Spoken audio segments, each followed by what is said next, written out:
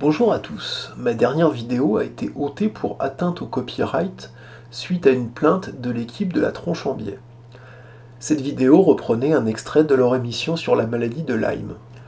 On pouvait y voir et entendre une jeune fille demander à l'invité, un docteur haï par les malades de Lyme chronique, quelles étaient les ressources disponibles pour se renseigner sur cette maladie.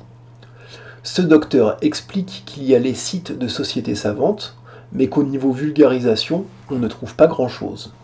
Thomas Durand enchaîne alors à 1h37 minutes 22 secondes, et je le cite. Ouvrez les guillemets. Avis aux collègues, vulgarisateurs, il y a un sujet où il y a besoin. Et est-ce que les sociétés savantes peuvent embaucher des copains qui vivent de ça? Et c'est dur. Alors là, il y a un petit rire bizarre, et la phrase d'après, il parle plus doucement. Il y a des contrats pour faire des trucs comme ça, non? On pense à vous, vous voyez. Si l'équipe de la Tronche en Biais jugeait qu'il n'y avait rien de suspect dans ce passage, cet extrait prouverait en réalité que je suis un conspi délirant, voyant de sombres machinations astroturfesques dans de simples activités de vulgarisation scientifique. C'était d'ailleurs une de mes hypothèses, qu'il ne voyait rien de mal à prendre des contrats pour des sociétés savantes. Mais qu'entend-on exactement par société savante? Est-ce qu'une association comme l'AFIS peut être une société savante?